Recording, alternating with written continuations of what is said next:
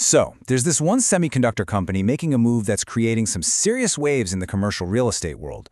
Today, we're going to follow the trail of Navitas Semiconductor because it uncovers this hidden but super important trend, the hunt for a very specific type of property needed to build the guts of the AI arms race.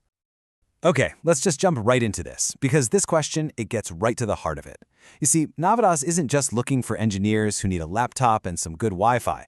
No, they're hiring for a totally new mission, one that comes with a whole new set of physical demands that you absolutely cannot meet in your typical everyday office park. So, to really get why their real estate needs are changing so dramatically, we first have to understand the huge shift in their company's strategy.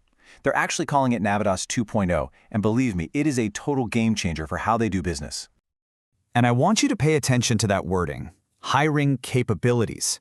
This is not about just filling seats. It's a really deliberate move away from the consumer side of things to bring in these highly specialized power electronics engineers. We're not talking about people who are tweaking apps on your phone. These are engineers playing in a much, much bigger league. And this brings us to our first major piece of evidence, the technology itself. Because in this case, the kind of space they need isn't a matter of preference, or company culture. Nope, it is dictated by the fundamental laws of physics. This slide just lays it all out perfectly.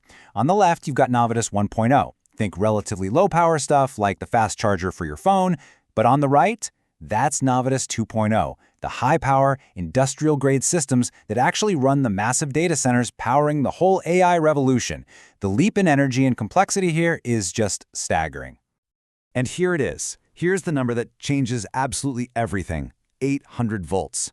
Now, to be clear, this is not like some simple software update. We are talking about extreme energy densities that demand a completely different kind of workspace, one that's built from the ground up for safety and just raw power. So, this is their new shopping list. You're looking at heavy-duty power infrastructure, industrial-strength cooling, and these safety-shielded hot labs. Yeah, that's where the blast shields come in. They're testing these incredibly powerful gallium nitride and silicon carbide chips. You just can't do this kind of work in a cubicle farm. It's impossible. Okay, so we've established the physics of it demands a change. But building these specialized labs costs a lot of money. And that brings us to our second piece of evidence, the financial trail. Because where the capital flows, real estate is sure to follow. So, Navitas just locked down a $100 million private placement. And what's the stated purpose?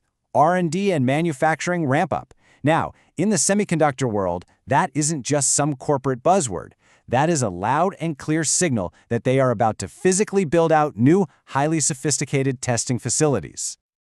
Now, to really grasp the significance of this investment, let's put it in context. Let's see what's happening in the wider market, because not all industrial demand is the same. We're seeing a huge split. So, get this. While Navitas is raising $100 million to build specialized, high-tech R&D space, you have legacy companies like Motorcar Parts of America reporting sales drops and actually getting rid of generic warehouse space. This isn't just a downturn, it's a transformation. Old-school warehousing is out. High-tech R&D is definitely in. And this split, this divergence in the market, brings us to our third and final piece of evidence. The Navitas story, well, it's not happening in a vacuum. It's a huge clue to a much larger economic shift that's happening across the entire South Bay region. This transition is changing the very DNA of real estate demand in the area. The value isn't about storing and shipping boxes anymore. It's about creating and testing the intellectual property that powers our entire modern world. The land might be the same, but the buildings on it have to be radically different. And the engineers who are driving this new IP hub, they need a very specific kind of building, what's called a flex R&D property. Think of these as hybrids. They have office space for collaboration, sure, but they also have high ceilings, massive power capacity, and reinforced floors for some seriously heavy equipment. This is exactly what Navitas needs, and they are in red-hot demand in places like Torrance. And if you want proof of just how tight this market is, all you have to do is look at a local government agenda like this one. It is jam-packed with closed-door sessions for real property negotiations. Every single parcel of land is a strategic asset that's being fiercely fought over. Navitas isn't just looking for an empty building. They're stepping into a very crowded, high-stakes game. So, let's bring it all together. We've got these three huge pillars of evidence. Does Navitas' new hiring strategy require new real estate? The answer is an unequivocal, absolute yes. You have the technical demands of 800-volt systems, you have the money trail from a $100 million R&D investment, and you have the market itself, a region that's tightening for the exact kind of flex R&D space they need. It all points to one unavoidable conclusion: Navitas has to expand its physical footprint into specialized facilities. At the end of the day, this isn't just a local real estate story.